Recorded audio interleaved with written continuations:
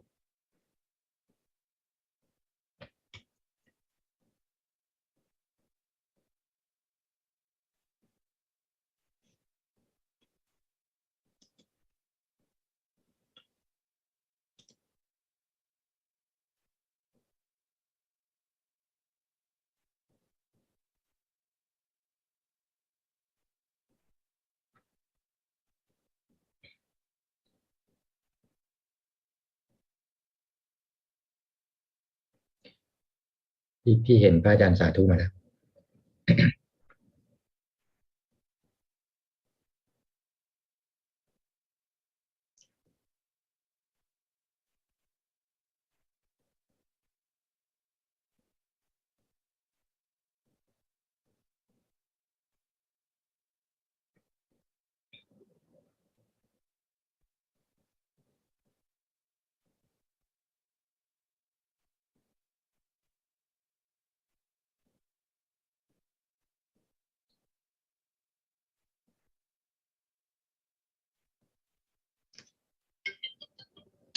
สวัสดีครับพระอาจารย์ครับผมพร้อมนะครับ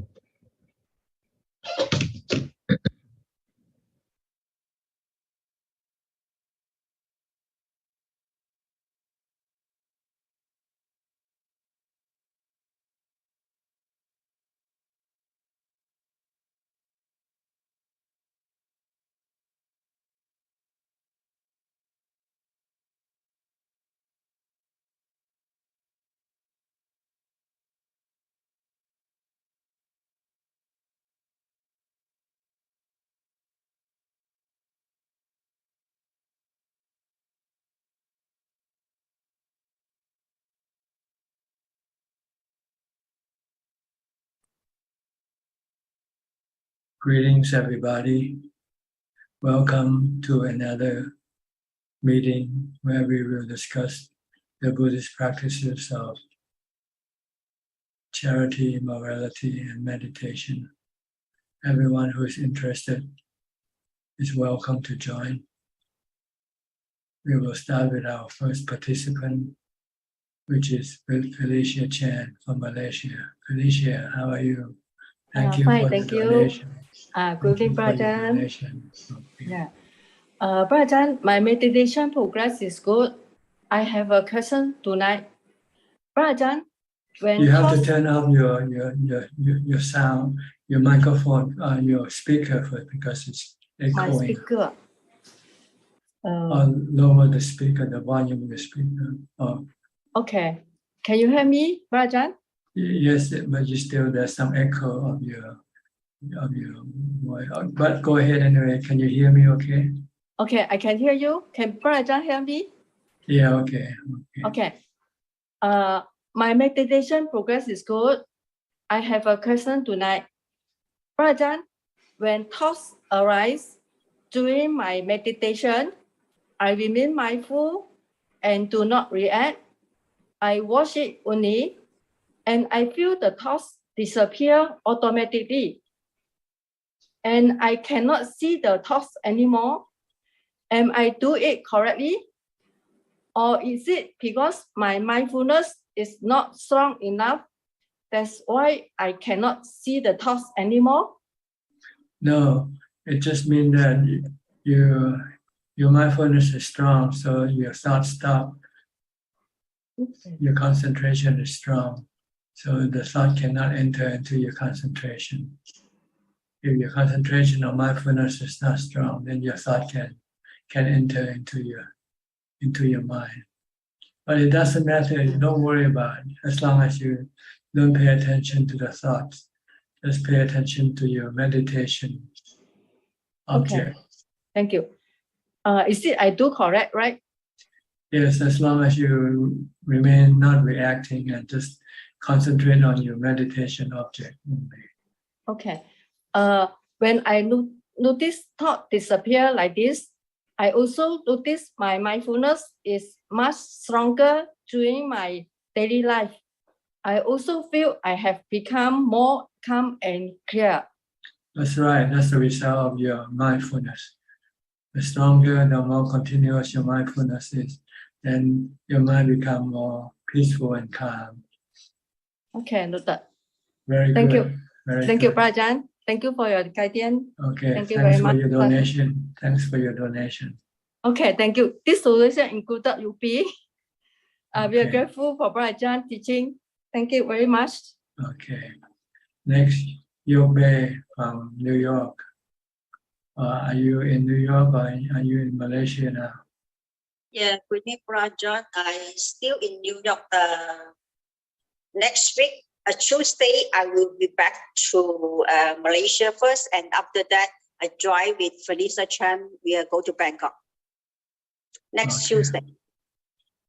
Good. You have any question tonight?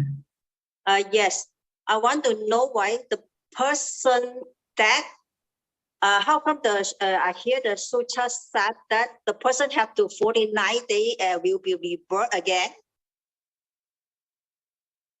Can you repeat the question again, please?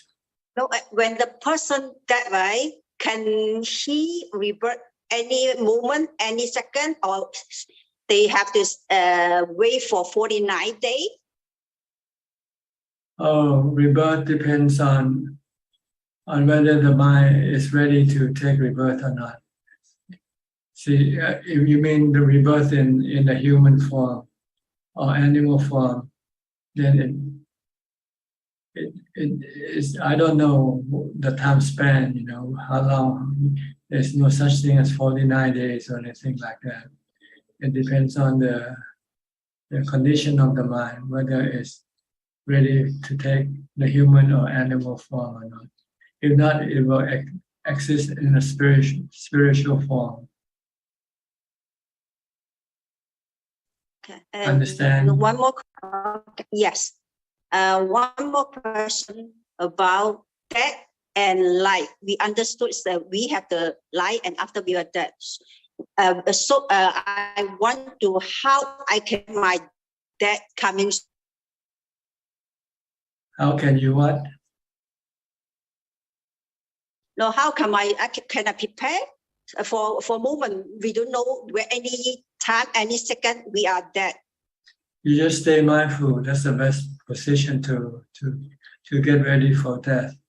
It's just to be mindful and not react to death when it comes. Just merely know it. And also we just so far we keep the 5% and not enough for 8%. We still have to enough for those percent now. You have to practice mindfulness in order to deal with death in a peaceful manner. So you have to practice a lot of mindfulness and wisdom. so that you can then let go of your attachment to your body.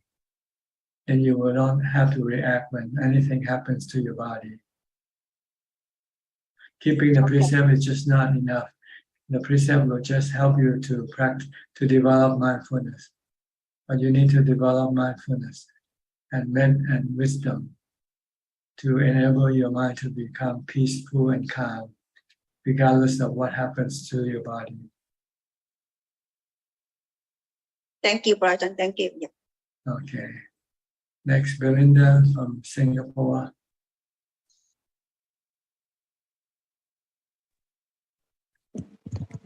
Hello, Ajaan.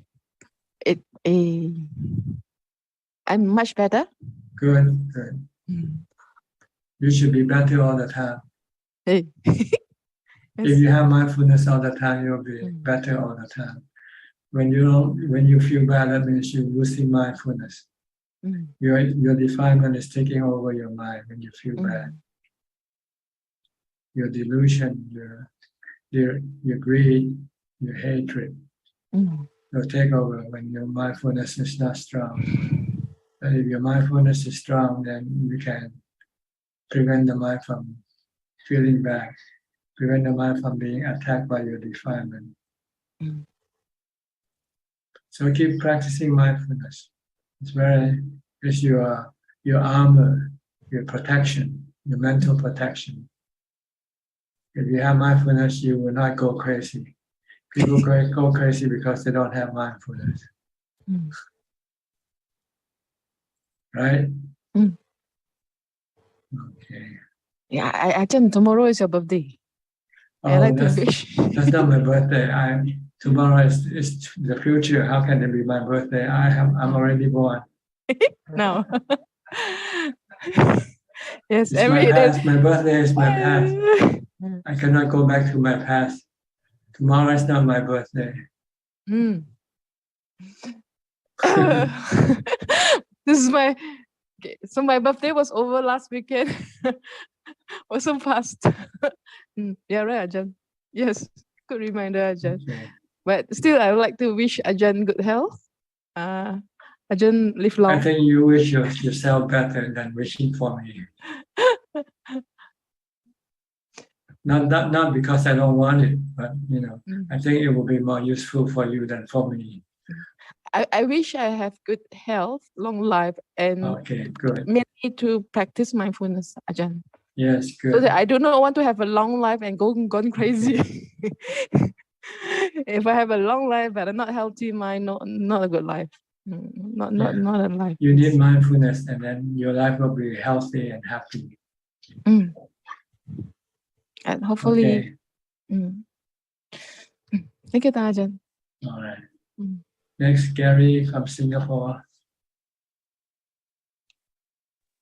Good evening, Ajaan. No questions for me. Just happy listening in. Thank you. Okay. Kafai Lim from Malaysia. Good day to you, Ajaan. I have no question today. Thank you. Kwan Liman from Malaysia also. Good evening, Ajaan. I have no question today. Thank you. Okay, Kok Seng from Singapore. Good evening, Ajaan. No questions at the moment. Okay, Philip. Where is Adeline? Good evening, Ajaan. Adeline is in another room listening. I see. Yeah, I think she's putting the kids to sleep. Okay, what time is it in Malaysia now? It's around about 9:15 like that. 9:15. So you're 1 hour ahead of me. Huh? Yes. I see. Okay. Yes. Same time like in Singapore. Correct. Wait. Adeline is here. I see. Okay. Yeah, she's coming. Yeah. Good evening. Good evening. How are you? I'm good. Put the kids to sleep already? No, not really. He's trying to go to sleep now. I just come to pay my respects first. And Okay. then, I'm listening inside the room. All right. Okay. All right. Thank you. Good night. Good. Any question from you, Philip? Yes. Ajaan, I just want to just maybe from my understanding between the 8 precept and the 10 precept, why did they split the 7 and 8 in the 10 precept? Is it the 10 precept is for ordained, for novice. Novice don't need to have money. okay? Money, monks or novice don't have to have money. So the precept become 10. The 8 precept is actually 9 precept, combining the 7 and 8 together. Okay. But the focus is still the same, right? The intensity of basically the 7 and 8 when they combine, right? It doesn't matter, right? Or is What do you mean by it doesn't matter? No, because I mean the 8 precept, why did they combine it together, and then the 10 precept they split it? They don't like that the number 9, I guess. So okay. There's no particular reason. No, maybe the number 9 is not a good number for some reason. So they say let's have the 8 number instead. Okay. I thought it's just a practice because I thought they need to. So the 7 it's actually 7 and 8 together combined. Yes.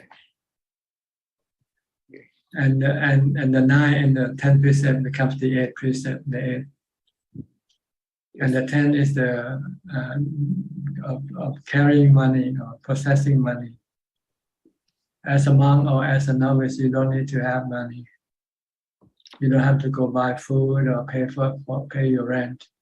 But if you are a lay person, you still have to pay rent, pay taxes, and pay your bills. So you have to have money. Yes. So you cannot keep this precept of not possessing or carrying any money with you. Yes.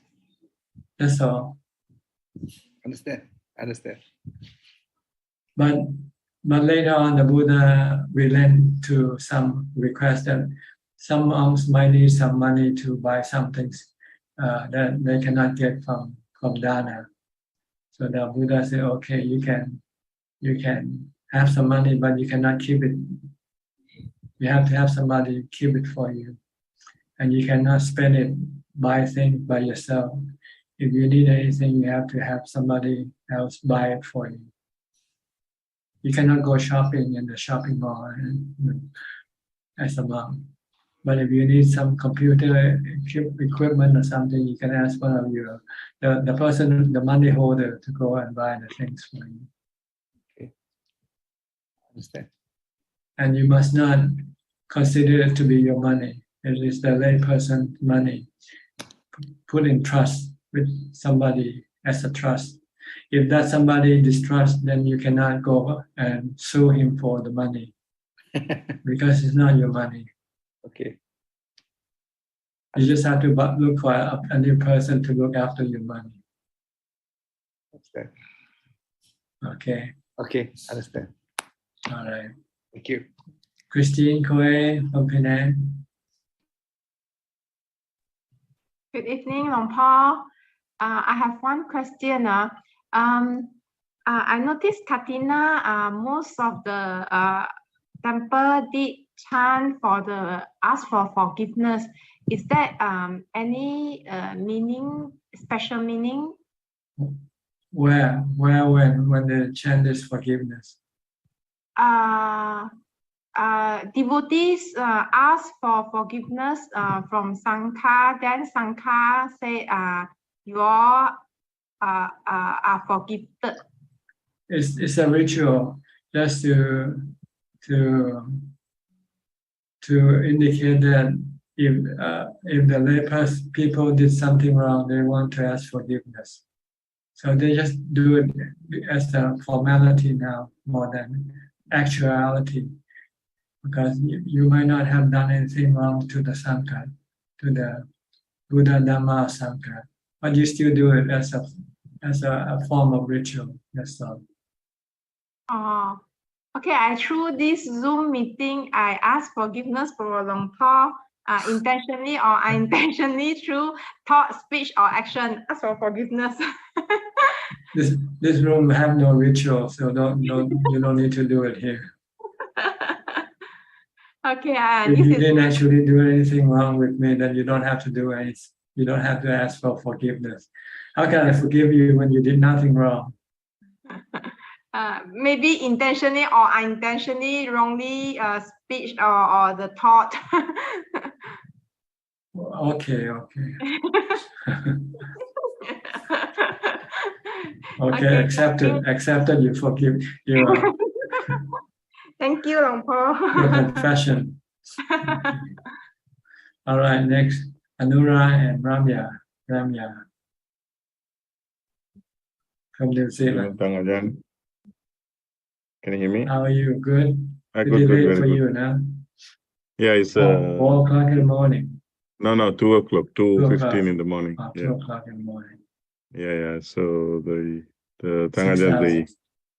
yes, my mindfulness is good. I think it's good enough. So going to work, trying to be mindful all the time. So Stay calm.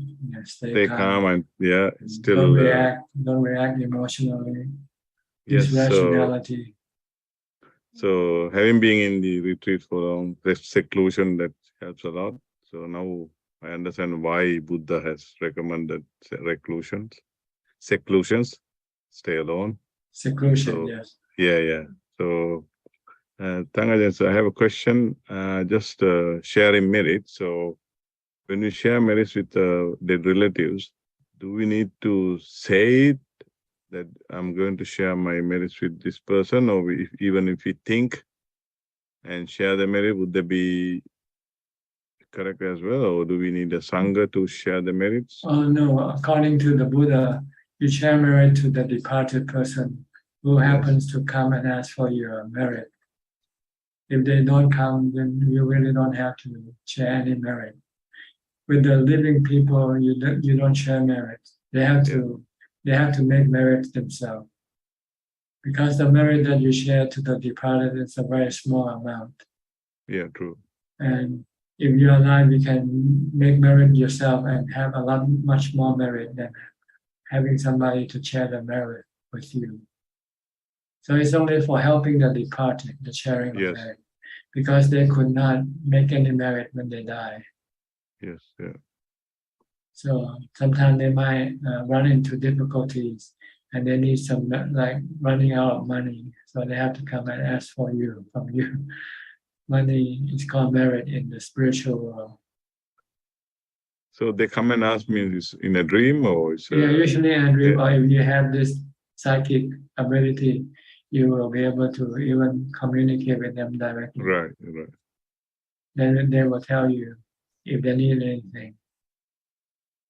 So we don't have to verbalize. We can just think and share the merits. Just think in your mind that I like to share this merit with my parents who passed away. Whether they need it or not, it's just in case. You might do it just in case. Because they might not be waiting for the merit. They might be in somewhere where they don't need the merit. Because they had plenty of merits themselves. It's only one type of spiritual being that comes and begging for merit. We call the preta, the hungry ghost. That's all. Because when they were human, then they were careless. They didn't care about making merit. So when they die, they have no merit with them. So without merit, the spiritual being will be hungry, unhappy. So sometimes they have to come and ask merit from their relatives. So if they don't come into your dreams or actually in some way of contacting you, then it probably means that they are not really waiting for your merit. But if you want to share it anyway, you can do it. No one to stop you from doing that. Every time you make dana, you can share this merit from dana. Yeah. Okay. Hey, thank you, Ajaan. Do you have a question? Morning, Ajaan. Go ahead, I can hear you okay. Yeah, to practice insight, do we have to keep the mind first doing samatha? Insight is the ability to see the Four Noble Truths and the three characteristics of existence. You can practice anytime when you're not meditating. by studying the nature of things, like your body.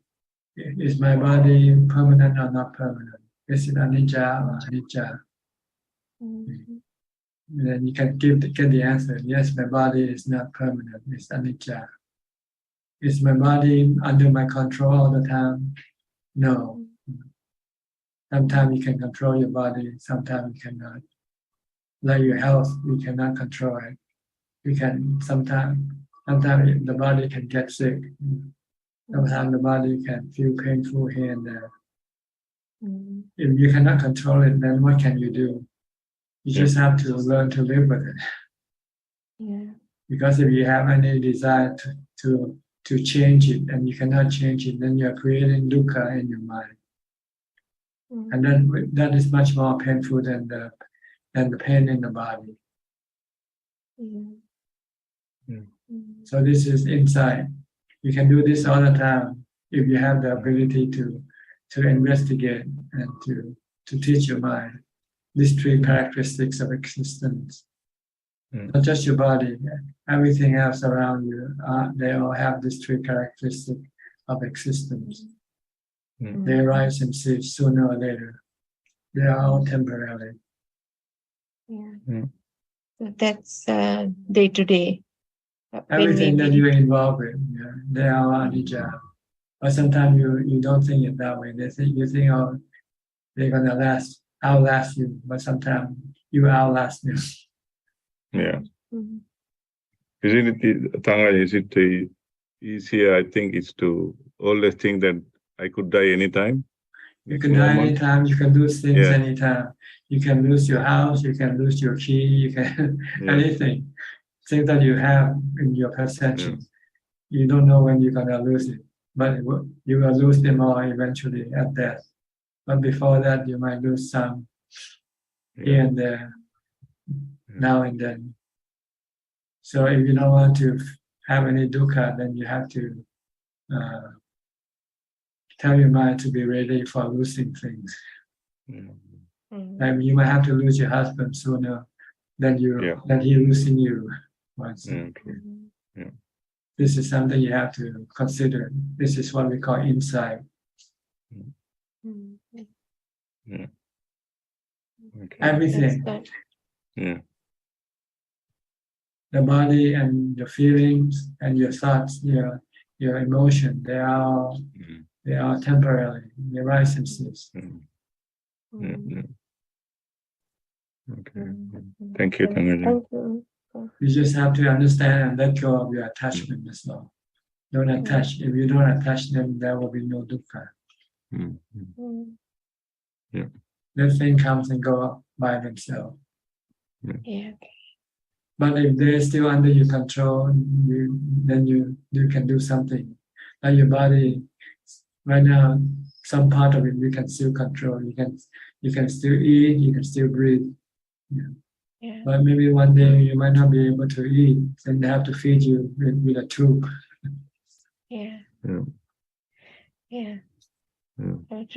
For body contemplation, we have to calm the mind first. And accept, then the mind will be easily accepting the truth of anicca. But if your mind is not calm, your defilement will resist the truth and want to fight and want to do something against the truth. Then you're creating stress because you have worry, anxiety, and so forth, worrying about your body. But if you accept, then you just let it be. If it's going to happen, let it happen. You do your best, look after it as best as you can. But if anything should happen to it, then just let it be. True. Then there'll be no dukkha, no stress. True. All right, this is insight. You can do this all the time, but the problem is, if you don't have enough calm, you will not be able to accept the truth that you study. So it will be useless then. Without calm, you cannot use insight properly to keep your mind calm. Okay. Yeah, thank you, Tangajan. Thank So you. wish you all the good happy Okay, birthday, thank you. long life, Thank you. and health. Yeah, Thank long you. life, as long as it lasts. Okay. That's awesome. So, Okay, Ubeka, Alfredo from Brazil. You got a new president. Are you happy with the new one? No, but a communist president, a Huh? rogue president, Lula, I see. bad president, bad. Oh, really? I thought he was a No, good. very, very bad. Here, hope things. What name in English? Here, metralhas. Here, he get off things, other people's. Hope, Okay. not gain honestly, not Oh, honestly. Dishonest. Dishonest, Okay, very dishonest. dishonest. He's a presidiary. Corruption. Corruption, very corruption, very corruption. Corrupted. Very corrupted. Corrupt. He was In jail. Huh? He was jail. He gave to poor people, but is not it's a lie, né, Bante? Not jail to poor people. Give to poor people to get the vote, but then he gets most of the money himself. Yes. The very friends, Buddhist friends. Now I'm not more friendly with Buddhist friends, but he likes because he's communist. Because but the communist is okay in Buddha's time, né? Now communist is not okay. Materialist with communist is not enjoying. Is not enjoying. Okay. Communist is good with not materialist things, né, Bante? Mm-hmm. Is very bad. Is Nietzsche, né, Bante? Yeah. 4 years, right? After 4 years, you can vote him out again. I think more, viu, Bante? More. 4 years and he robbed a lot. Is very bad. Brazil, French is communist, né? Argentina communist. Many countries is communist. It's very Venezuela communist. It's very bad things. It's very bad. But they still have election, don't they? So they can be democratic communists. Yes, very bad. Well, but I am a Buddhist thing. I am a Samadhi people. Okay, no problem. Probably has problem. The inflation, né? The bills is more high, né? But the bills, you have to pay more taxes. Yes, more tax. That's what you don't like. Yes, it's not good. Okay. But it's the life, né? But the life. Think of it as dana. Think of it as charity. Paying taxes is charity. Yes. Charity. Give the money to the poor people. Yes. I help poor people a little. I help. Okay. Today I help 1,000 reals.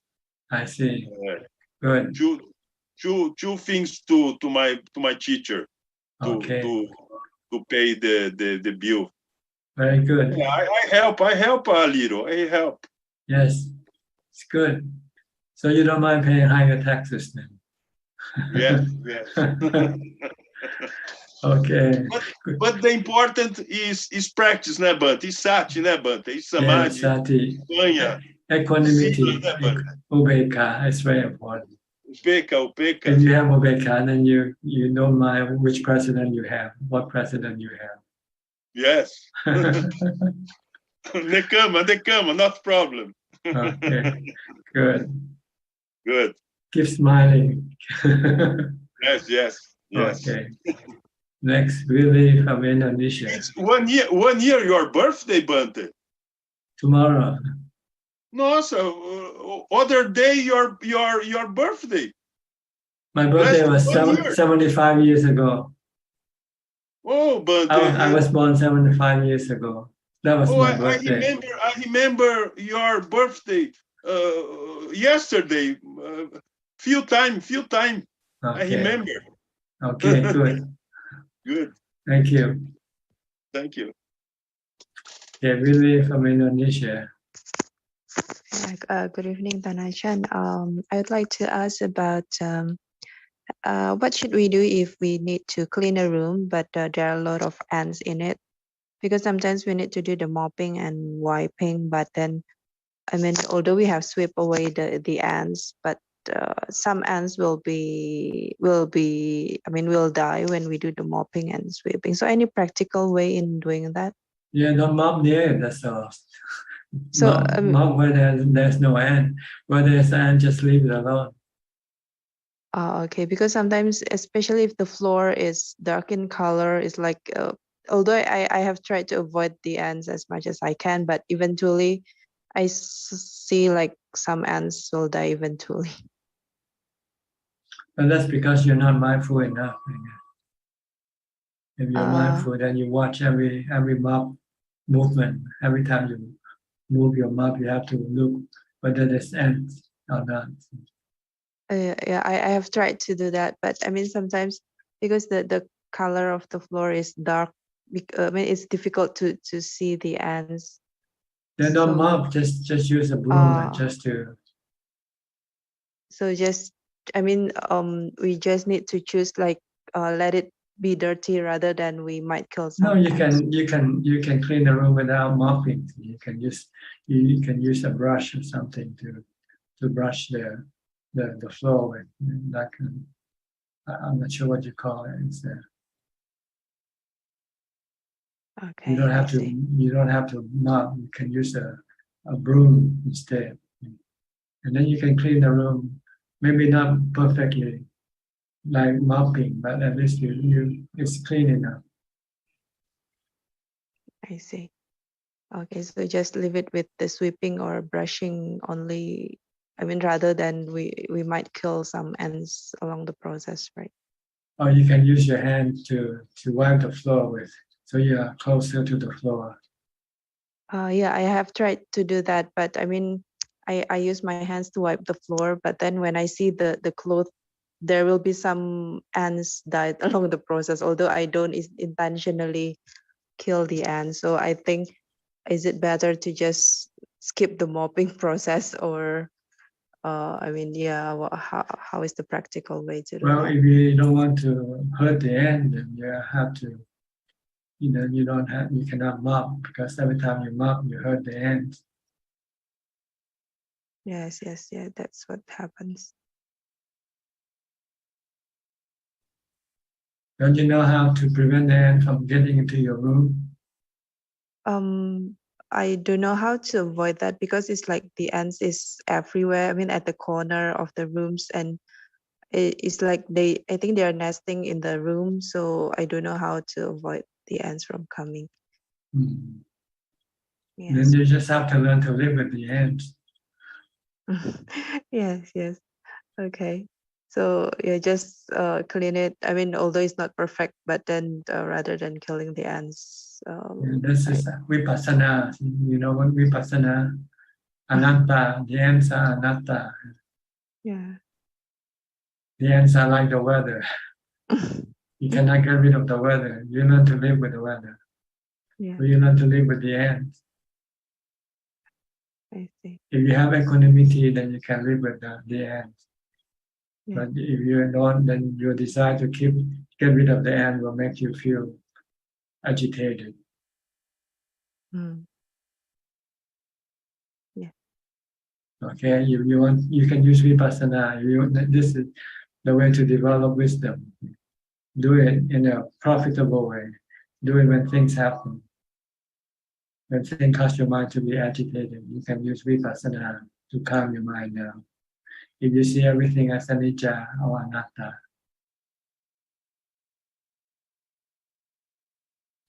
can you do that? Yeah, The I will end is try an to. anatta. You cannot force it to go away. Yes.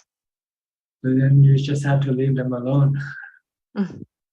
But you don't want to leave them alone because you want to clean your room. You want to mop your room. Yeah. So your desire to mop the room is causing you the stress, the agitation, not the ants.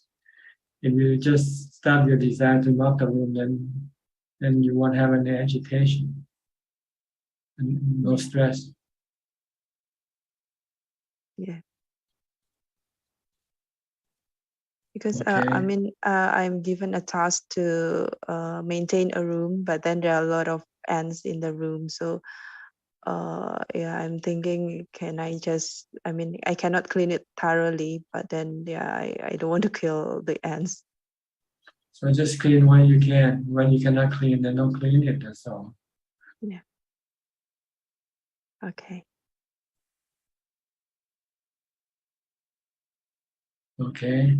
Yes. Okay, Tanajan. All Thank you right. very much. Next, Alvin Lee from Malaysia. Tanajan, good evening, Tanajan.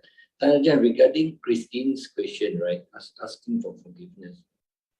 I mean, just wondering, when you already do something bad on the person, even though you ask for forgiveness, the karma is still with you, right? I mean, the vipaka will come. Yes, the karma with you. What you don't get is the revenge from the person that you have done something to that person. If he or she forgives you.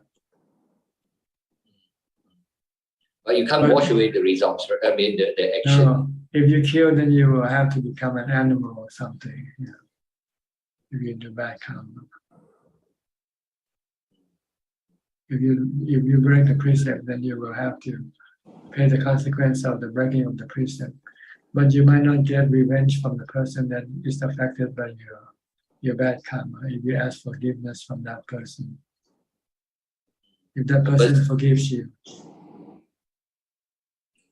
But like if you stole some money from that person and you go ask for forgiveness, if he forgives you, then he won't go after the money that you stole. So you say, okay, you can have the money, and he won't be angry at you if he forgives you. But if he doesn't forgive you, then you have to give him back the money. But you still go to jail for stealing the money. Yeah. You can still be a cat in your next life when you're born. You won't be a human being because you have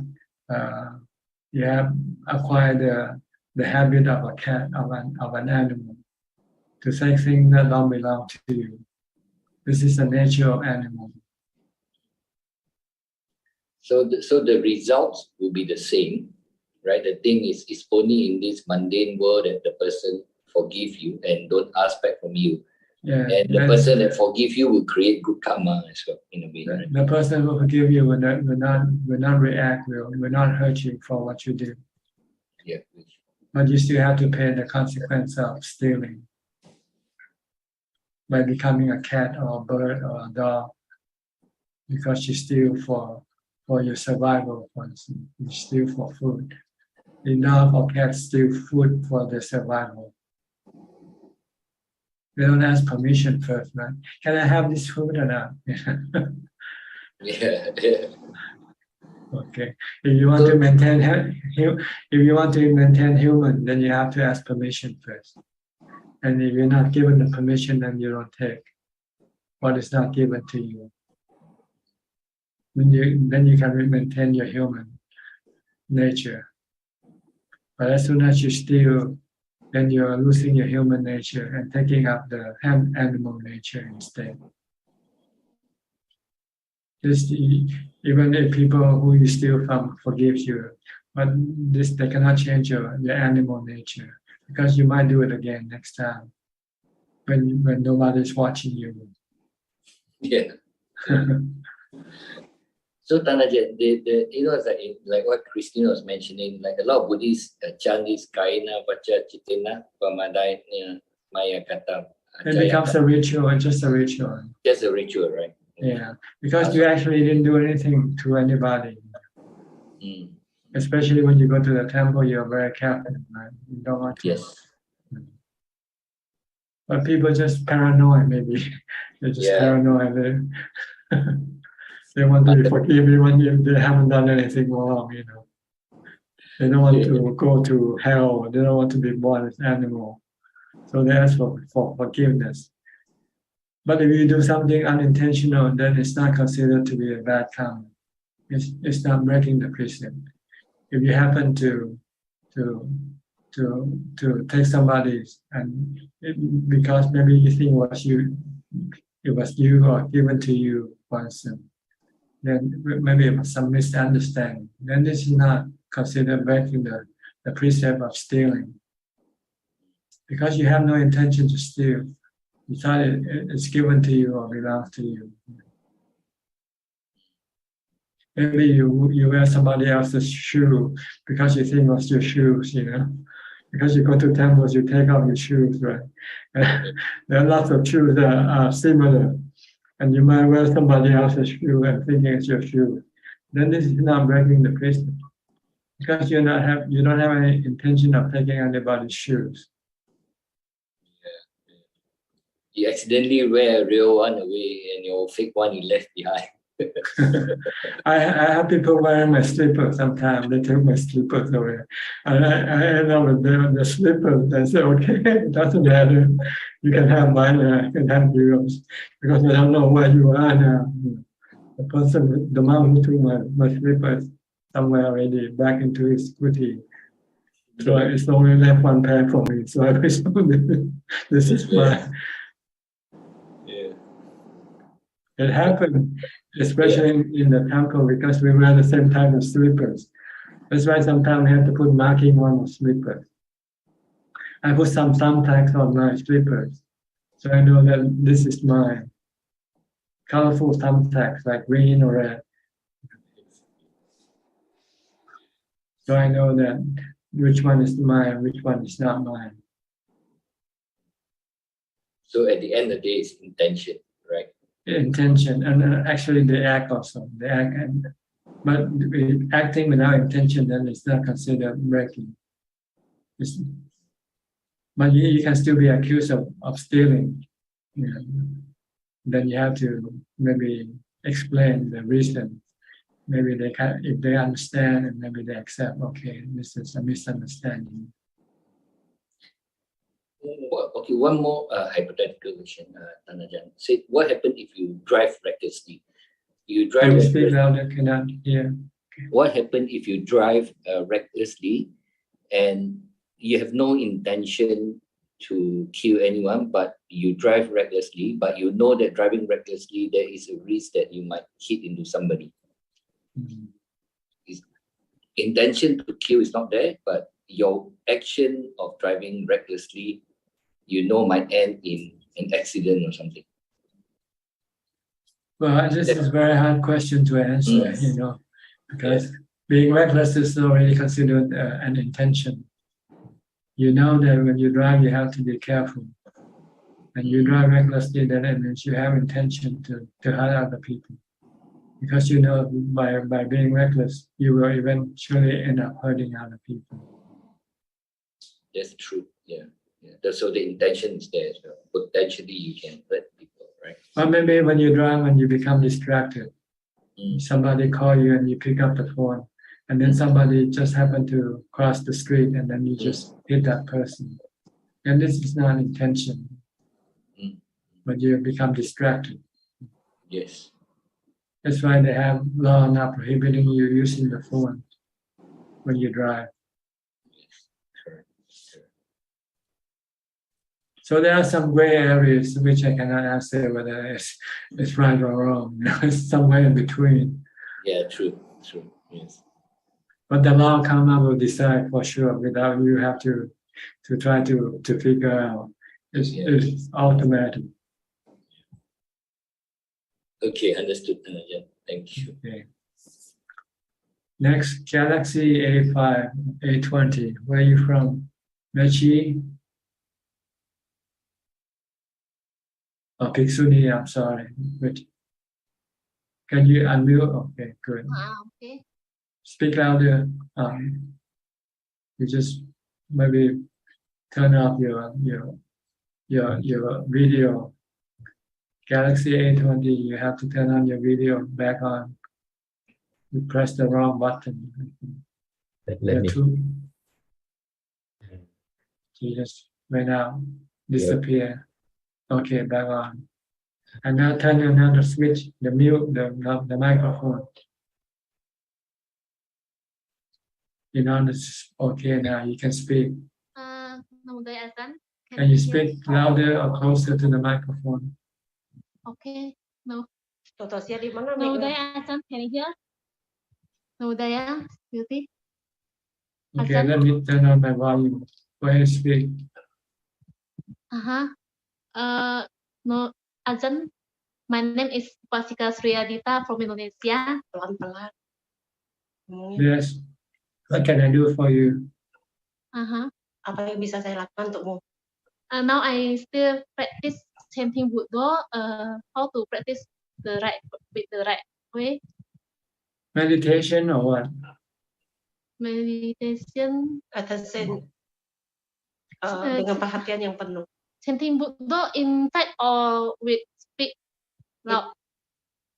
When you meditate or when you're doing something, if when you're not sitting, you're doing things like eating or walking or running or doing things that you don't need to sleep, then you can keep chanting Buddha, Buddha, Buddha. Oh, setiap Anda melakukan kegiatan, terus tetap chanting Buddha in my heart. In my heart, chanting Buddha in my heart. To stop your mind from thinking. The goal is to stop thinking. Maksudnya baca di dalam batin, tapi nggak ada pikiran. Jangan sampai ada pikiran. Mohon bimbingan Ajahn. Okay, thank you, Ajahn. Please guide me. Please guide me. And the same thing when you meditate, when you sit down and close your eye, keep chanting Buddha, Buddha, Buddha. Stop your mind from thinking. Lu tanya lo perlu nggak pada saat napas masuk Bud, napas keluar Buddha. If anapanasati breathe in, Bud, and out do or not? You can do either way. Just watching the breath without Buddha, or you can use Buddha with the breath. It's up to you. Terserah kamu. Kamu boleh lakukan juga. Can use both. You can use just Buddha, Buddha without watching the breath, or you can use the breath without using Buddha, or you can use Buddha with the breath. 3 ways. Oh, ada 2 jalan. Dengan melafal Buddha, ada melihat napas, dengan napas ada melihat Buddha. Apakah kita perlu merenungkan sifat Buddha pada saat itu? Can I recollection the Buddha? Can I recollection the Buddha when I reciting in my mind? Yeah, when I reciting Buddha, Buddha, Buddha. You can do this all the time, even when you're not sitting in meditation. You can do it all day. The more you can do it, the stronger will be your mindfulness. And when you meditate, you'll become more successful in your meditation. Oh, yes. Thank you very much. Okay, thank you very much, Ajahn. Okay. Okay. You're welcome. Next, Cake from Penang. Cake, yes. Ajahn, good evening. No question today, Ajahn. Okay, we'll go to Sweden check from Vancouver. Hello, Ajahn. How are you? Oh, okay. I'll come back to you later, Mandy, but Sweden check. Yeah, sure. Go ahead. I miss you just now. Go ahead, Sweden check if you have any question. I thought you're going to Mandy first. Okay, I'll go to Mandy first. Okay, back to you, Mandy. Okay, Mandy, you can go ahead. Thank you. I don't have any questions for today. Just glad to be here. Thanks. Okay. Okay, now back to you, Sui and Check. It's like volleyball. Or ping pong. I don't never cease to amaze me with your analogy. Yeah, you have countless analogies. Never. I'm always amazed by how many you have. Makes life interesting. See, you give the analogy. You know, it doesn't become boring when you have put life as an analogy with everything. Then you know. And the Buddha does that a lot too. I think he does a lot. He gives a lot of analogy as well. The Buddha. It makes the picture clearer. See? The concept might be difficult to understand, but once you put in an analogy, then people can see, oh yeah, I can understand. Right. Yeah, exactly. And I heard a new one from my friend, my good friend. It's from the Thai people.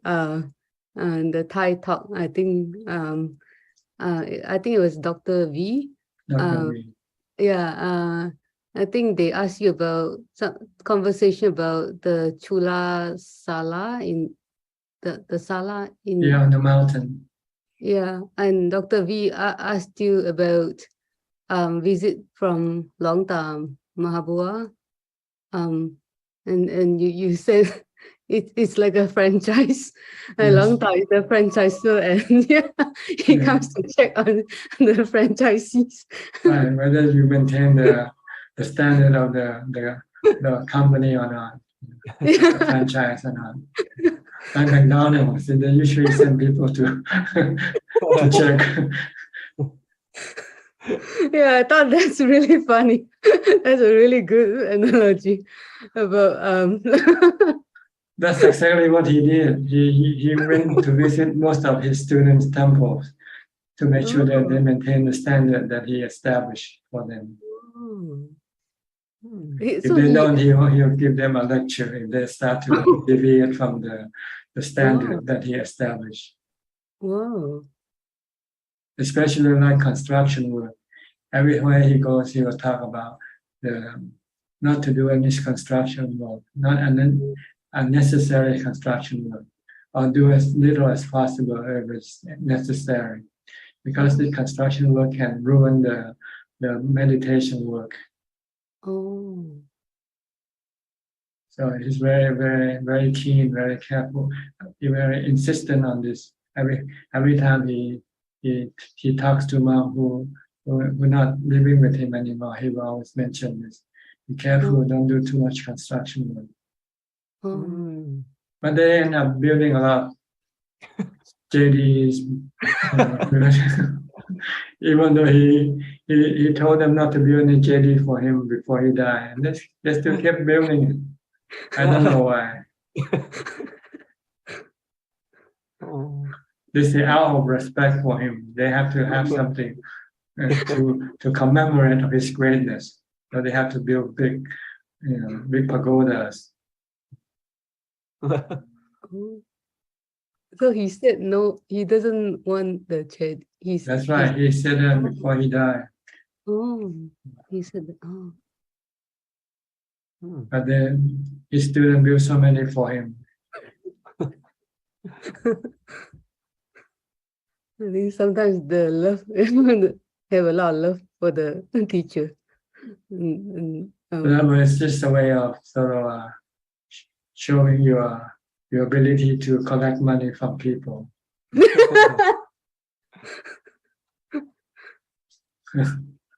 I Raise didn't money, know fundraising. You have lots of followers, so you can raise a lot of money.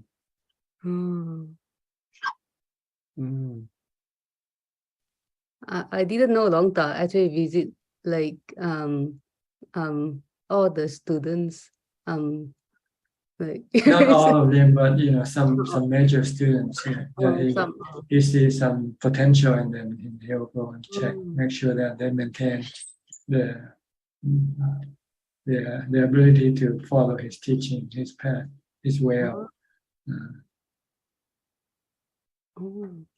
But he didn't say that actually when he goes, I'm here to check on your. but you know, between two wise people and they know each other without having to talk. What am I here for? Oh, he doesn't, he come and visit, but he doesn't stay, and he just. And he never said when. Oh. So you always have to be ready for inspection. And you always have to be there. If every time he comes and he doesn't see you there, and you say, "Oh, you're not, you're not, you're going someplace else, doing something else." So yeah, it's really cool. Your analogy is really so suitable, like so good, Ajahn, about the franchisor and franchise. Because I think the franchisor, when they check on you, they might be also I know there's a mystery shopper, like sometimes like people they go in and buy a thing to check on the service of the company, of the stores, but then how is the customer service? When you act as an evil customer, to see how they react to But then sometimes like monastery need like kuti for the monk as well, so they will have to build. But if there's reason, yes. But then there also has to be what we call moderation or what the appropriate number, not just keep building and expanding, and maybe that can also harm the seclusion, because so you want to make sure that you don't have too many. Oh, you have to maintain the balance. Huh? Yeah, you don't want to keep the kuti very close to each other. You want to have a distance apart so that the occupant of each kuti will not affect the other ones. Yeah. Okay. Oh. So you have to also think of the seclusion factor. Mm. And also whether you can control the number of people in the monastery or not. Because the more numbers, then the harder for you to control them, to check on them. Yeah. Oh, he wanted to have the quality. Sometimes Mahaprabhu, he walks around the temple almost every day, even sometime at night, to check whether we are practicing or not. Wow. If he found out that we keep sleeping and not practicing, he will ask us to leave his monastery. Oh. So this monastery is not for pigs to sleep and eat.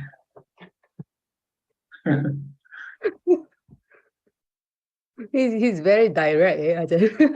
Yeah. Stern and direct. Does Long Mahaprabhu, like did it mention that he has psychic power or no? Or is it Ajahn Man, right? It's Ajahn Man. Ajahn Man, yes. Usually Ajahn Man will never tell anything about himself directly. But he tells it through his teaching. And you also have to observe. But never directly confirming, oh, I have this psychic power, I can read your mind. Or something like that. Yeah. But he'll talk about Ajahn Man's ability. Yes, Ajahn Man can read other people's mind. Ajahn Man can contact the devas once. But as far as for himself, he won't say anything about himself directly. But he might tell you stories, and you can maybe conclude from the story what he's trying to tell you. Something like that. Yeah. And then just questions to practicing mindfulness. So in order for us to success to be mindful, we need to practice like the 4 Itipada. No, you just practice mindfulness. Just stay mindful all day long. Don't be distracted by the other dhammas. They are not important. Don't run away from mindfulness. Mindfulness is what you need to do. And if you practice mindfulness, then you will have the Itipada come automatically. If people are being distracted by the defilement, they try to pull you away from mindfulness and let you pay more attention to other dhamma, which is not important. The real important is the mindfulness.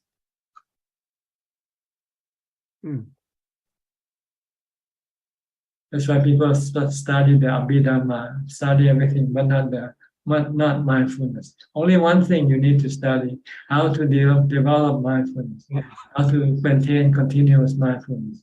They don't do this. They don't study. They don't get anything from the study. They know a lot of things, but this thing that they know cannot use to get rid of their defilements. It's only the mindfulness that will be able to help with the help of wisdom to get rid of your defilement. Even wisdom alone cannot do it. But right now you have a lot of wisdom. You listen to lots of Dhamma talks. You know about lots of Dhamma, but you can still not get rid of your anger. You cannot still get rid of your greed, your sadness, your anxiety, your worry. That's because you don't have mindfulness to give you equanimity. So I think all practitioners are usually being lured away from the real thing, the real practice of mindfulness, and go think about other practices. That's why you're not getting anywhere. Without mindfulness, you're not getting anywhere. Yeah, okay. Just stay mindful all the time, that's all. Don't let your mind go to the past or to the future. Keep it in the present. And think as little as possible. If you don't need to think, don't think. Think only when you have to think.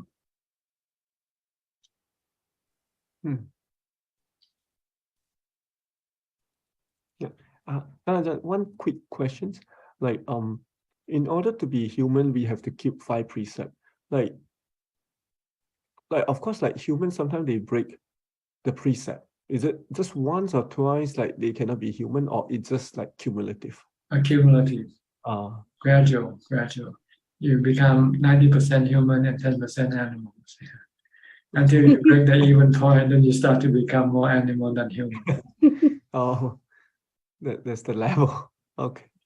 There's a breaking point. 50-50 is the Breaking point. When you start to go 51-49, then you start to become more. Oh, is it like some people like human body but animal mind and yeah.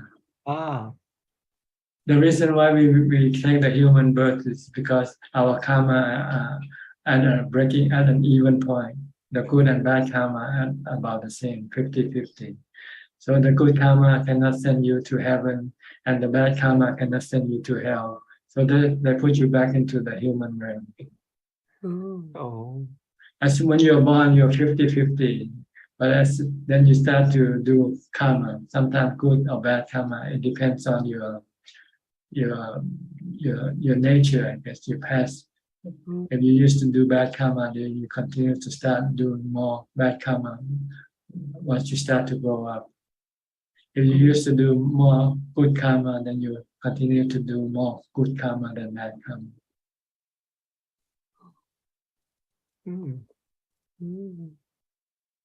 Yeah. Oh. Just now you clear my another doubt, Ajahn. Like you talk about the second precept, the stealing. Like you said the animal they take without asking. Yeah, I always wondered like how come like if you break the precept you become animal.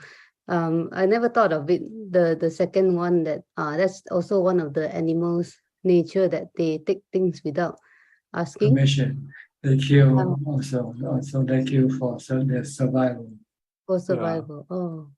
And, So if you have a occupation of killing pigs and chicken for your occupation, then you are really actually becoming an animal.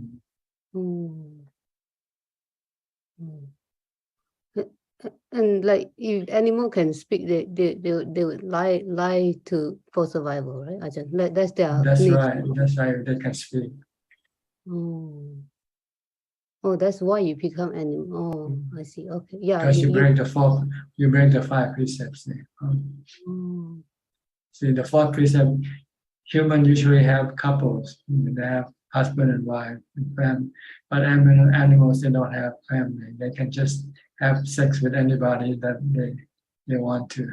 So if you do this as a human, then you're actually following the animal example.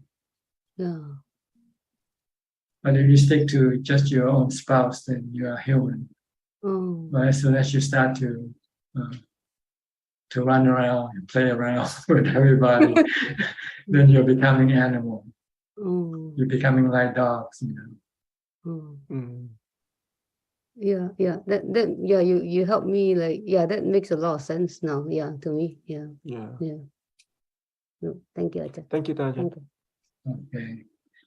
Next, Evie from Indonesia, Medan. Halo Ajahn, nama budaya Ajahn. Are you a dog or are you a human? Now it's a human, but my past life I don't know. Your future life you also don't know. I also don't know, but I just do the good now. Good, do good lah. No, not do the bad. You can tell whether you are human or not. If you cannot keep the 5 precepts, then you are not human. Yeah, that is depend on us, which we want to choose, Ajahn. So Yes, the Buddha says it's your karma that will decide for you what you will be. yeah, we can choose because the precept is we choose want to do or not, or to break. Well, sometimes if you don't have the proper knowledge, you might not know that you can choose. So if you given the knowledge that if you do this is what will happen to you, then you can choose not to do it or to do it. But sometimes people not given this knowledge, so they don't know. They thought it's okay to kill for food, for instance. Yeah, pity of them. It's so pity of them because they don't know the law of karma and the dharma. That's right. Very pity. So Ajahn, I has a question. If someone has a bad thoughts, but doesn't act on them, such as fantasizing, if I will like this, I will like that, but are the unwholesome thoughts, can it cause the bad karma in mental terms? Not yet. Bad karma will happen when you actually do it or say something. But it's a starting point, so you have to try to get rid of it before it spread to your action, to your body or your speech action. You should not allow it to exist in your mind. When you have bad thought, you should use mindfulness to stop it, or wisdom, telling yourself that this is not a good thought to linger on. If Ajahn said that is no bad karma, so why people born are like stupid, like how to say? Being stupid is not considered bad karma. It's not bad karma to be stupid. Like not normally brain, like autism or like I don't know to say, just the disease, the mental disease. Because their mindfulness ability weakens. If you have strong mindfulness, then you can control your thoughts. You can direct your thoughts. Without mindfulness, then you become like a drunken person. No, I mean the baby just born and the baby has. It's not the body, you see. It's the mind. That's the problem. It's the mind that makes people autistic, or not the body. The mind. So the mind, what the bad karma causes the mind are like No, this. the lack of mindfulness.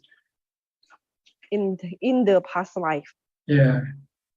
So the So you human can born like this. You can take drugs, take alcohol to the point where you no longer have any mindfulness. Not because on unwholesome thoughts. Not because. No, unwholesome thought because you don't have mindfulness to control anything. And someone who has mindfulness can be affected by hypnosis, Ajahn, because in Indonesia there are so many hypnotic crimes. Oh, if you have strong mindfulness, no one can hypnotize you. But the hypnotist just tapping our shoulder, and the victim will obeys whatever the hypnotist tell him to do, most of which are property losses. Which means they have very weak mindfulness. The weak mindfulness. Yeah. So the strong mindfulness cannot affected by this. No. Yeah. Okay, Ajahn. Okay. Next, Jalka from Silver Spring, Maryland. Thank you, Ajahn. I mean, I missed part of the thing because I had to go to another meeting. Thank you for your teaching. Just one issue that I don't know whether you all addressed or not. In the last meeting, there was a question on the Facebook that somebody was saying that what is the meaning of this Buddha touching the ground and after his enlightenment and stuff, and kind of corroborating that with you, and you said that you never heard of it. But I'm actually I have heard about that, and I think this is like this is kind of depicted that once he was on his enlightenment, after his enlightenment, that he wanted the Mother Earth to be the witness. So that's actually what happened, that he touched the ground for the Mother Earth to be the witness that he has been the only singular person who has been liberated. This after his awakening, right after that night. So and that's why you will see, and everybody can see this worldwide. There are images of Buddha, this thing that where he's sitting in the meditative posture, but his right hand is touching the ground, and so that actually connects back to the point that was being raised in that question. And so I'm a little bit puzzled that you said that, I have no idea, or said that. When I say that, I didn't mean that it doesn't exist. It's just that I'm ignorant about it. That's all. I'm not a very what you call knower of many things. I know very little things. I just know mindfulness and wisdom. That's about all that I know. Other things I didn't know. But it doesn't mean what I don't know doesn't exist. No. I'm not saying this thing doesn't exist. I just tell them that I don't know anything about it. That's all. Right. But like a lot of times the students actually ask questions that they already know the answer of, but I think they kind of run it by the teacher so that the teachers get the impression that they're also studying up on their own and such. So I don't mind. Anybody can say anything or do anything. If I don't know, I just say I don't know. That's all. I'm not ashamed for not knowing everything. No, but if you say that I never heard of it, it comes out like flippant remark. Like my teacher, my thesis advisor used to say that there is no stupid question, there could be only stupid answers. That's what my professor used to say. So having said that, I think that when some student is actually bringing that up, this thing, they actually know the answer that then is theirs worldwide, as I just stated. So that actually they are kind of running it by you, so that they kind of sense that in the heart, okay, that the teacher actually is also aware of that. So that kind of like a communication with the teacher, so to speak, really. Yeah, that's what actually I have in mind. But yes, I think going back to the singular point that you have been hammering us in for the many years that I've been into is the mindfulness. That is what we don't have that, and we try to acquire that, and that's actually the bottom line and foundation of the practice that we all are trying to striving for. And I think you have been doing that and kind of beseeching us for the longest time really I can remember. And the mindfulness from the moment you get up and that kind of yes. So I think the that the point that I wanted to make I have already made. So thank you very much for your teaching. Okay, you're welcome. Next, Diana from Wales. Greetings, Talajan.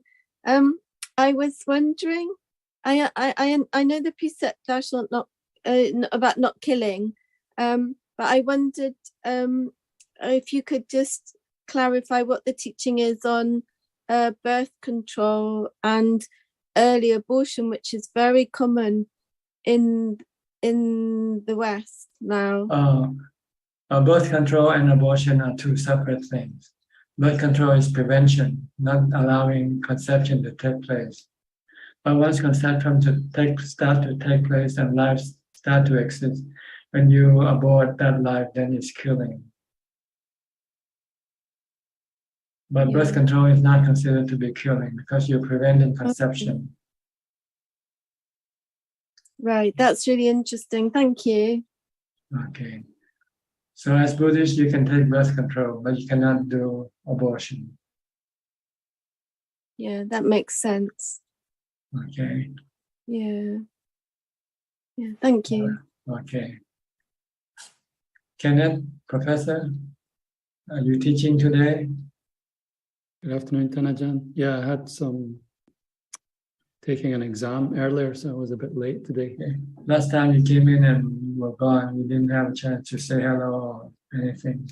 Yeah, for some reason, the last couple of Tuesdays I've been a little bit busy, but it should be good from now on. Okay. So I've been listening in the background and just practicing normally, so everything's okay. Okay. Aroka, where are you now? In the Netherlands?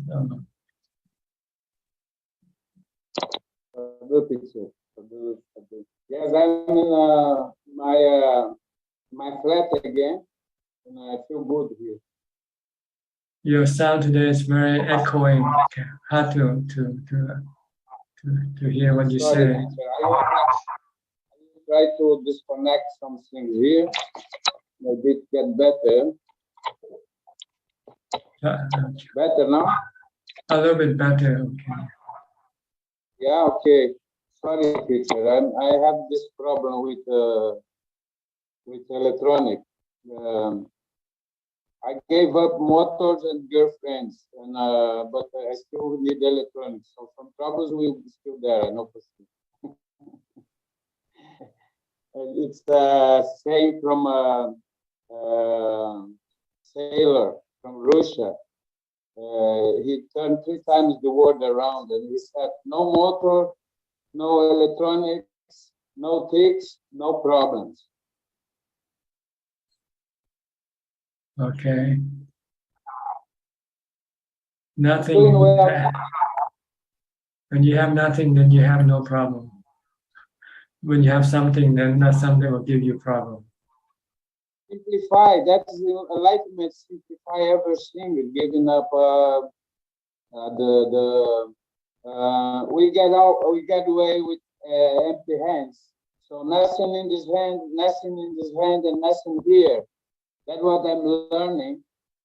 So I find a place in my meditation where I can only hear kind of tuning, like radio tuning, and I stay there, and from there I can watch my body, whatever happened in the body or in the thoughts, I can feel it, and I can keep there, and I get more and more concentrated, and and anesthesia. The body go completely anesthesia. Is that active? Okay. I'm sorry tonight. I can hardly understand what you say because of the sound of your system. I'm gonna try to make it better. Okay, then later Okay. maybe I try again. Okay, try again. Really sorry. Okay, sorry. Next, Sulan from Singapore. Your donation has been received. Thank you. Oh, yeah. Thank you, Ajahn. Wishing you happy birthday.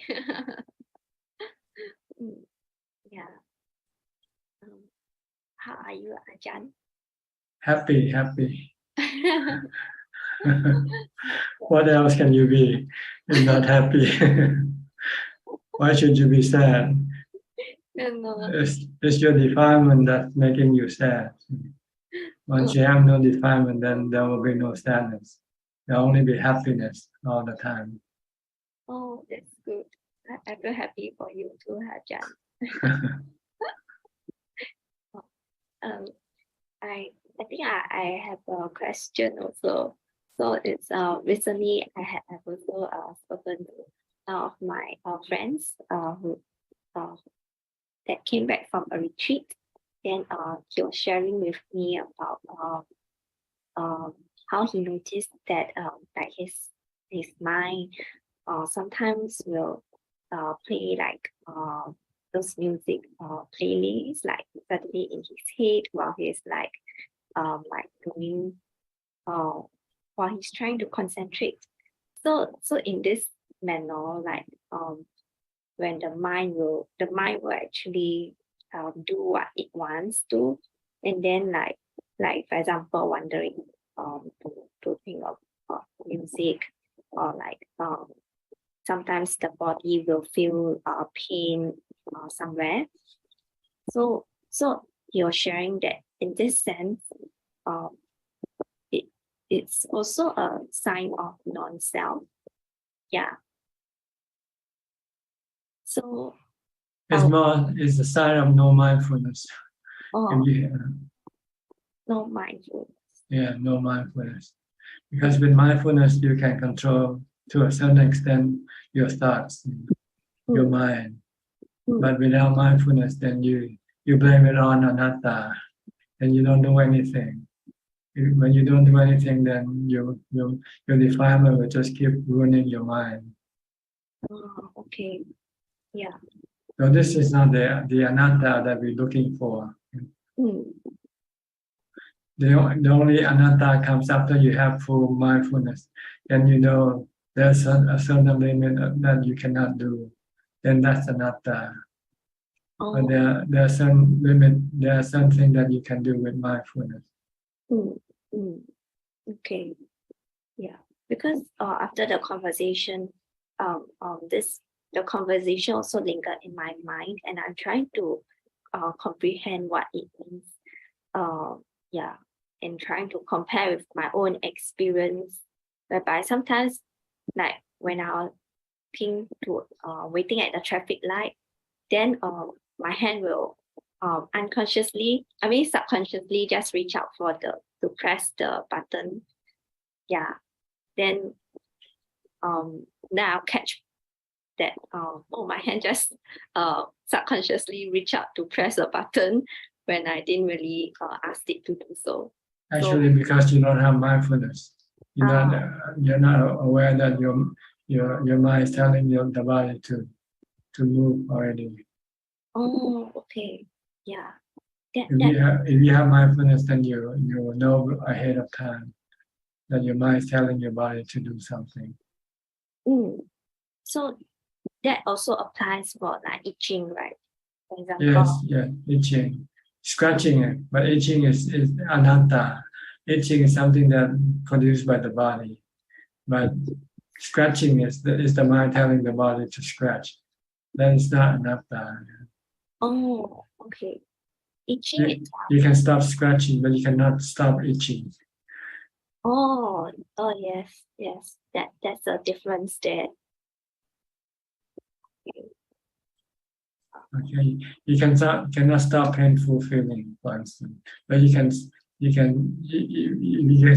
can still move your body, you can move your body to alleviate the pain. But there's a certain point in which even if you move the body and you cannot stop the pain, then that's anatta. Then you will have to accept that pain because there's nothing else you can do. Oh, okay. Yeah. Okay. I will play back this segment to further deepen my understanding. Yeah. Okay. Yes. Thank you, Ajahn. All right. Back to Aroka again. Do you want to come back and talk, Aroka? You still have the same problem. Now is now better? Yeah, sound better now. Okay, it was my Facebook was open. I closed it, but still he was somewhere open. Okay, thank you for your patience. Well, I was telling you that I find back my mindfulness, and because the reason is because I gave up everything. I just stay here, and it's hard to give all at once. But yeah, I heard if other people don't understand, it's none of my problem. I keep it. I keep it not aggressive, but I just don't pick up the phone calls and everything. And other things also other. I think more what to do. I know what to do. I was there once, and I know the way. More than once. Now I know the way. What I want to check out is that is correctly. I find a place where we hear some kind of tuning in the. But when I stay there, I can observe. Then I can really only observe my. Then I put focus wherever I want, or I observe my breathing. If I feel pain, then I say, okay, that's pain. But I can almost see everything at the same time. And there I get very, I would say, the body go on anesthesia total. Is that correct? Can you repeat the question again? I put my focus or my mind in a place where I'm like a tunnel with some like a radio, very very subtle. It's not a peeping. It's very subtle. There is some sound there, some kind of sound, and from there I can just observe the rest. Observe my body. If I put focus on breathing, then I can just observe. And by if there's coming pain, I observe it, and then I say, okay, it's pain, or stomach too cramp or hunger, something. I say, okay, I know it, and I put back to breathing. And what's happened is that all the body go anesthesia, sleeping. Is that the end is the space that I'm looking for? Professor, can you translate for me? Cannot. Huh? Yeah, it's very hard to understand what you're saying. So okay. Maybe we have to try it again next. I feel my mindfulness is back, and my upeka is back. Okay, good. I think I'm in the right direction, and I am only doing that. Yesterday was 3 hours. I could stay sitting, so I'm back in my. It's very important for me to stay for many hours. Then I can. The body gonna, how say, is living, but the mind not. I don't feel more my lips. I don't feel my nose. I don't feel anything. Is that correct? Not be able to feel your body when you meditate. Yes. When you meditate, you want to leave the body temporarily, so you don't feel anything about the body. That's correct. Thank you. That's how what I'm doing now, and the reason is because I gave up everything, because I realized we get away with empty hands, and but nothing in the hands, but also nothing here. That's the best, right? That's right. Eventually, you and the body has to be separated, and you only take with you what you can from your practice, but you cannot take the material things with you when you leave the body. Okay. I still I still want to watch the World Cup football, teacher. Is that wrong? It You makes still, me chill. you still want to what? Watch the World Cup football. I want to see Football. Brazil winning. I see. Yeah. This is sensual pleasure. This is sensual pleasure. Okay. This will cause you to come back and watch many, many more in your future life. Oh, all right. Well, I try to put the jhanas ahead other pleasures. That's what I understood from Buddha. Yes, you have to It must replace everything with jhana. Instead of seeking pleasure from everything, seeking pleasure from jhana. Then you don't have to come back to this world in your future life. Okay? Okay, I'm just sharing with you the truth. That's true in my heart. I already know that. I knew that, but I'm not there yet. But I'm going to that direction, and that's what Okay. it's very serious. I don't know when I die. Hope you get there soon, okay? Okay. Next, Taiwan, Eugene. You've been away for a few weeks. Okay, go ahead, Eugene. In earlier conversation, we knew mindfulness is a very important point for a practitioner. Many people learn three Pitaka knowledge and Abhidhamma, but cannot make them have power to face all inner negative emotions. Now, the most important thing is face our mind and having mindfulness. My question is, in this modern time, the message is more than 100 years ago, or even more than 30 years ago. Not only worldly knowledge, but also Dhamma teachings and the meditation skills is more and more. How could we protect our mind, stop attached by many meditation skill and the Dhamma information? Or just close computer, close our door is the best way?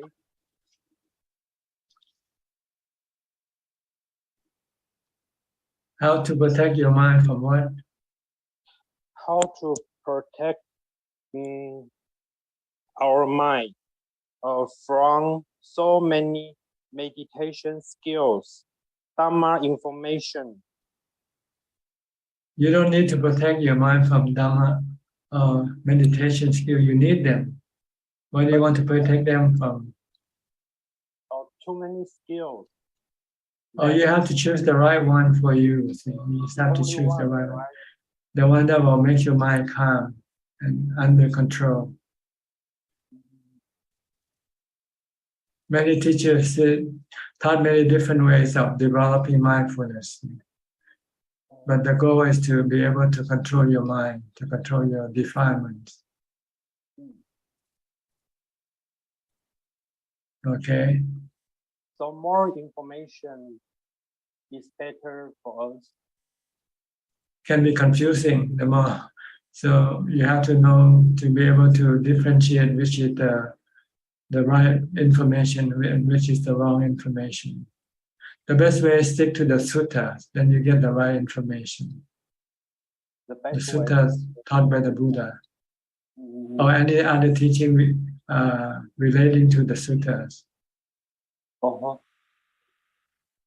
So how could we compare our mind, for example, every day 1 hour on Facebook to search the Dhamma information, listening, Dhamma talking, then another hours to do the mindfulness practice is better? Well, you have to do a lot of practice before you can really achieve any result. So try to study as little as possible and do more practice. Once you know how to develop mindfulness, then keep developing mindfulness until you get the result from your practice.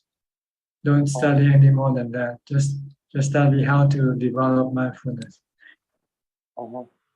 So 1 hour to reading the sutra or biography of Kuba Ajaan, having half hour to listen the Dhammatalk, then the half hour to do the daily meditation mindfulness practice is enough. Oh, I mean, other times we also keep the chanting Bhutto Bhutto, but we use this to be a routine every day 2 hours. Is this suitable for us? Reading if we use 2 hours to improve Dhamma teaching and the meditation skill, a half hour to listening, half hour reading, and 1 hour meditation, mindfulness. Is it good? No, just mindfulness all the time. That's it. No reading, no study. If you are practicing mindfulness, you don't need to study anything. You can wait until you get the result from mindfulness. When you get equanimity, then you can start to study about the 3 characteristics of existence. That's all you need to do. First, mindfulness. Once you get mindfulness, you get equanimity, then you start to study wisdom, 3 characteristics of existence. Study the 4 noble truths. That's all you need to study. Because when I want to read a sutra, sometimes it might be a excuse, lazy, or I have to do the mindfulness, so I don't need to read more sutra. So I have this kind of problem. It's up to you what you want to do. I just told you what you should do. Okay. I will continue try my best to practice. Thank you. Okay. Lillian from Bangkok. Next, Lillian. Good evening, Ajahn. No questions today. Just want to get positive energy from the group again. Or negative energy, whichever the case. It's mostly positive though. I think I can even control the breath really well when listening to the talks as well. When listening to the discussion, it's really good. Good, okay. Yep. Thank you. Next, Rusli from Indonesia. Evening, Ajahn. I don't have any question. Thank you, Ajahn. Okay. Mandy, do you want to speak again? Okay, go ahead. Thank you, Ajahn. In meditation, what jhana are you in if the chime of the bell can disturb you still? If you not any jhana at all. No jhana at all, you're not. Yeah, just approaching. Okay. You have to be concentrated with your breath or your meditation object. And when the bell rings, it doesn't disturb you. Then you are. But if you're disturbed, it still means you're not fully concentrated with your meditation object. You're not even yet reaching the first jhana yet. Okay. But this is not something you should worry about, whether you're in first, second, third, or fourth. Just keep watching your meditation object. Whether you want to use the breath or mantra, just stick to that thing. And then when you become so focused, then everything around you will seem to be far away from you. Okay. It's like as if you're walking inside into a cave. Then the thing outside the cave will start to be move away further away from you. When you feel when you go in deeper into your mind. That's what you want to do. Go deep inside, away from your body, away from the sensual objects. So just keep focusing. Just keep watching your breath. If you're using the breath, if you use the mantra, just keep reciting the mantra. Okay. Thank you. Okay. I think that's about all. for the participant in the room. So we go to Facebook now for more questions. Yes, there are 13 questions from Facebook,ท่านอาจารย์ The first question from Po Liang Soon. I used to washing the breath from the tip of the nose. Can I change it to washing the abdomen, rising and falling, or maybe I should put more concentration? Thank you. Whichever point that you find that you can focus better, you can choose. But once you choose, you should not keep changing back and forth in the same session of your meditation. When you start meditating, if you're watching your abdomen, just stick with the watching of your abdomen until you finish with your meditation. Don't switch back and forth. Next question from Tae Ing Loon. Dear Pante, how should a person learn the Dhamma for his own benefit instead of learning all the sutta by not knowing when to apply the Dhamma? How do I approach the Dhamma teaching in the correct way? Thank you. Well, you have to learn the basic of Buddhism. What the Buddha teaches us. The Buddha teaches us to practice dana, sila, and pavana. So just learn what dana is, what sila is, and what pavana is. Once you know, then you just do the practice. Give to charity when you can afford, when you have more than you need. Share with other people of your choice. And keep the precept, don't hurt other people. And try to meditate as much as possible by developing mindfulness all the time, as much as possible. And if you can, then you study the nature of everything around you and yourself, that everything is just anicca, anatta. Anicca is not permanent, temporary. Anatta, something you cannot make it permanent.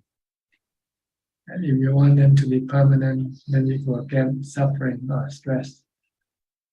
This is all that you need to study and practice. Okay. Next question from Tae Ing Hwa. Ajahn, does a dog has 5 aggregates? Body form, feeling, perception, thinking, and consciousness?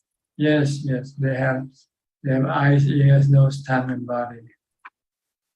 So they have the 5 aggregates. There are 2 questions from Jitta. Dearท่านอาจารย์, bowing to you, happy birthday tomorrow. 2 questions, and the first question is, when I visit the wax museum in the Wat Yan monastery, I saw the introduction of some master mention the Dhammayut order. I searched online, so there are 2 orders of Theravada. One is the Dhammayut order, the other one is the Mahanikaya order. So how do I identify the order of the monastery? As for Wat Yan, I assume it is the Dhammayut order, as it is a royal monastery. Is that correct? Yes, there are 2 orders. The Mahayut is the smaller order. They came after the big order, the Mahanikaya order. Originally, there was only one order in Thailand, Buddhism, Theravada, which is the Mahanikaya. And during the time of the King Rama IV, he found that the Mahanikaya monks not practicing according to the teaching of the Buddha. So he had no faith in them, but he wanted to ordain as a monk. So he found that there are some monks from Burma who are strict with their monastic codes. So he followed the teaching and form a new order, being more strict with the monastic code than the Mahanikaya. So what was the question? How to identify? You have to go and ask the monastery what order are you in, because there is nothing distinct to to see by just appearance. You cannot tell a monk whether he's a Mahanikai or a Dhammayut by just appearance.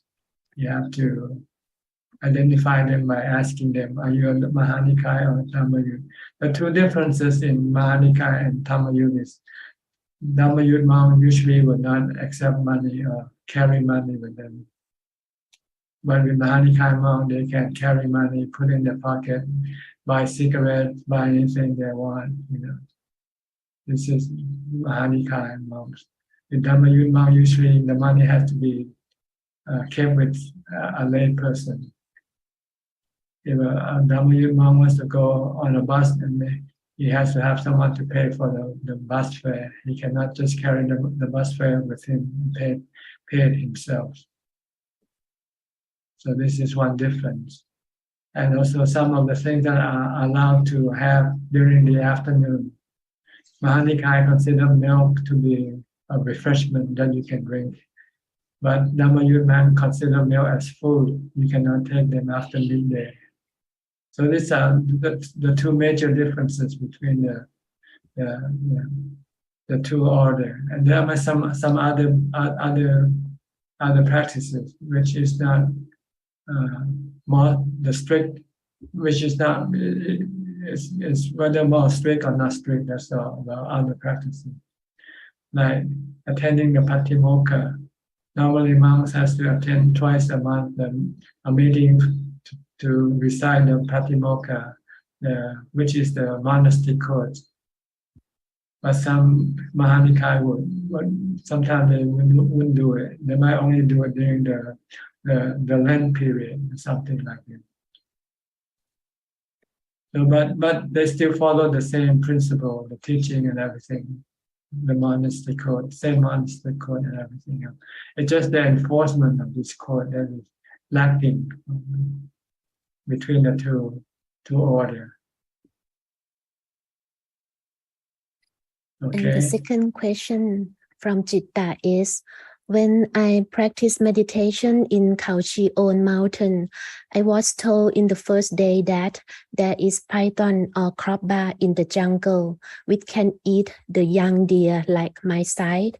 I saw two small beautiful snakes, but I did not really see any crabba.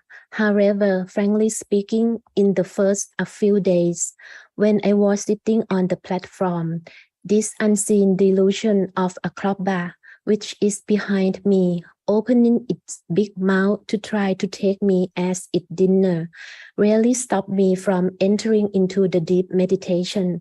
Finally, I found a way to face and overcome this unseen fear and realized that those kinds of challenge in the jungle are what you have to go through in the Thai forest lineage.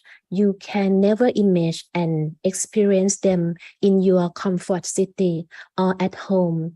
Now I reflect on this, just wondering, in case if I do encounter the crabba in the jungle, how do I respond then? Keep still or run away while keeping mindfulness? Thank you. You'll know it when you meet the cobra. Ideally, it's to keep still, but whether you can do that or not, that's another question. Ideally, just continue on sitting and not reacting. But whether you can actually do that's what you have to find out for yourself. Okay. And then 9 questions from polling soon. The first question is, as I know, meditation is to make the mind calm and not thinking of wrong view, but I still has a great wanting to achieve something better, so it wouldn't be progress for me. So how to manage it in the right way of practice? You have to teach yourself that there is nothing greater than the practice of following the teaching of the Buddha. Everything else is compared to the practice. They are all useless for you. What is really useful for you is the practice of the Dhamma. That's all. You have to convince yourself of this. Then you can stop and do other things. Second question is, what is the purpose of retreat for the mind? The purpose of retreat is to get the mind into a place where it is not attacked by sensual objects. Because when the mind is attacked by the sensual objects, the defilements start to come out. But when there are no sensual objects, then the defilement will have no reason to come out, to cause you dukkha. Next question, why bad dreams hurt me? I know it is not true, but it is frightening and I cry in the dream. Can Ajahn advise how to prevent it in the dream? Thank you. You can prevent it by stop doing bad karma, because bad dreams are created by bad karma. Do good karma, then you will have good dreams. Next question. I used to have the progress of concentration. Why do I lose it now? Because you don't continue practicing mindfulness. Next question. In Buddhism, can any Ajahn be able to see the future trouble incident? I don't know. You have to go ask them yourself. Next question. By practicing concentration, can it make us be more mindful after sitting? Yes, but after a while, if you don't continue concentrating, then your mindfulness will disappear.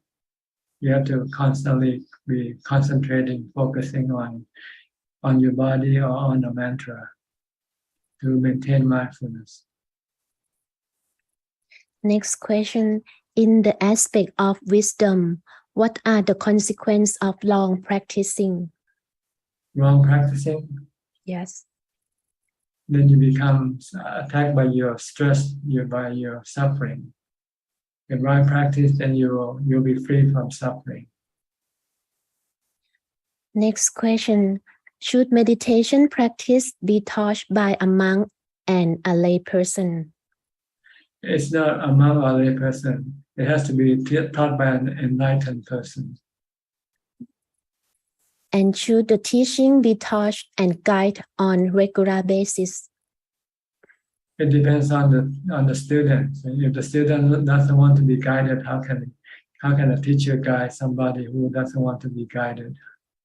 So it's up to the student to always seek for guidance. Teacher don't come around and try to guide you without your permission. And the last question from IE. Namaskaraท่านอาจารย์ Can a monk who has attained enlightenment have ability to give different answer to each person according to each person's ability to understand the Dharma, even though they have the same question? Thank you. Well, the goal is to enlighten the listener, the questioner. So whichever method that will make the person understand, then a teacher will use that method. So it might be different. That's all? That's all, ท่านอาจารย์ Okay. Looks like that's about all the time we have for tonight. Unless somebody have some pressing question would like to ask. If not, I think we'll call this meeting to an end. Thank you very much for your participation. I hope this meeting has helped you to understand the teaching better and help you advance in your practice. In the meantime, please stay safe, stay mindful, and keep on practicing. And if all goes well, I'll see you all at the same time next week. Thank you and goodbye. สาธุเจ้าค่ะ Thank you, Praja. Sadhu. Sadhu. Thank you. Thank you, Ajahn. Thank you, Amin.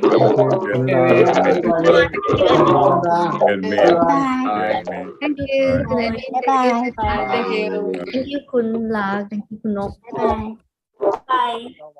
Bye. Bye, everyone. Bye. Bye-bye. Yeah. Good night.